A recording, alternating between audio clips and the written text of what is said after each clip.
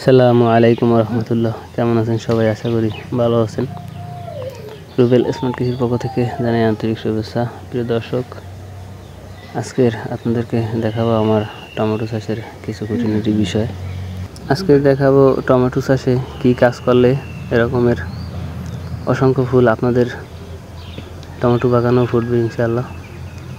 তো সেজন্য অবশ্যই ধৈর্য ধরে আমাদের ভিডিওটা দেখবেন। আশা করি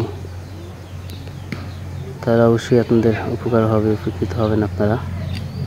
প্রথমে আপনাদেরকে বিশেষ করে যে কাজগুলো করতে হবে সেগুলোর মধ্যে প্রথমে হচ্ছে এই যে দেখছেন বুড়ো পাতা, নিচের যে বুড়ো পাতাগুলো রয়েছে এবং সাইড ব্রাঞ্চ এগুলো আপনারা যখন গাছ আপনাদের ছোট থাকবে, বয়স 30 থেকে 35 যখন গাছের হবে তখনই আপনারা এই কাজগুলো করে নেবেন। নিচের সাইড ব্রাঞ্চ এবং বুড়ো পাতাগুলো যখনই আপনারা কেটে দিবেন এবং পরিষ্কার করে দেবেন তখন এর নিচে আলো বাতাস চলাচল ভালো হবে এবং নিচের দিকে যে সারগুলো আপনার গাছ খেয়ে নিত সেই সারগুলো নিচের কাণ্ডগুলো না খেয়ে উপর দিকে সরাসরি খাবারগুলো ফুলে দেবে, যার কারণে ফুলের সংখ্যা বেড়ে যাবে এবং খুব দ্রুতই টমেটো চাষের ফল সেটিং হবে এবং প্রত্যেকটি ফলই খুব দ্রুত বড় হবে।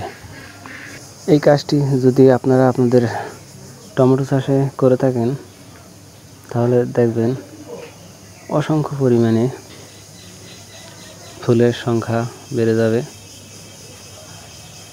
আপনারা যদি একটু খেয়াল করেন, সামনের দিকে দেখেন প্রত্যেকটা জোপায় 7 থেকে 8টি করে ফুল রয়েছে এবং এই প্রত্যেকটি ফুল থেকেই ফলে পরিণত হবে একটা সময় ইনশাআল্লাহ। অসংখ্য পরিমাণে ফুল রয়েছে, আপনারা যদি একটু ভালো করে খেয়াল করে দেখেন। এই জাতটি আমি লাগিয়েছিলাম ইস্পাহানি কোম্পানি চামেলি একটি জাত। এটা আমি এবছরে নূতন করেছি ট্রায়াল হিসাবে আমার টমেটো চাষে। আশা করা যায় এর ফলন হয়তো বা খুবই ভালো হবে ইনশাআল্লাহ। দ্বিতীয় নম্বর যে কাজটি আপনারা করবেন সেটা হচ্ছে টমেটো চাষের গোড়ায় লিকুইড খাবার প্রদান করতে হবে।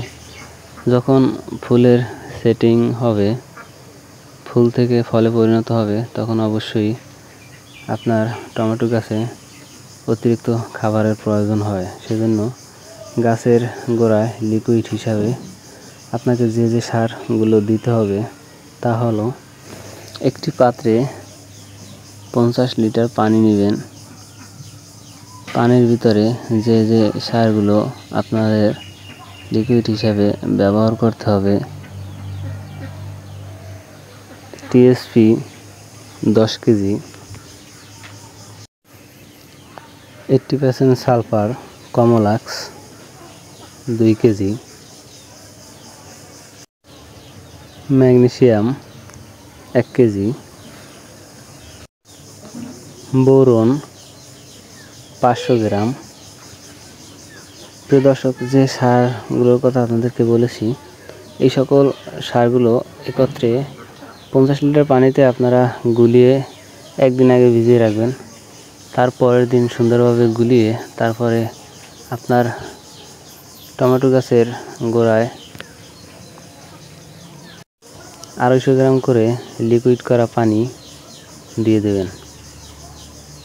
তাহলে আশা করি অবশ্যই আপনারা এখান থেকে ভালো একটা রেজাল্ট পাবেন। তো যাই হোক, ধন্যবাদ সকলকে রুবেল স্মার্ট কৃষির সাথে থাকার জন্য। ভালো থাকবেন, সুস্থ থাকবেন। অবশ্যই আমাদের চ্যানেলটি সাবস্ক্রাইব করে আমাদের পাশেই থাকবেন। ধন্যবাদ সকলকে।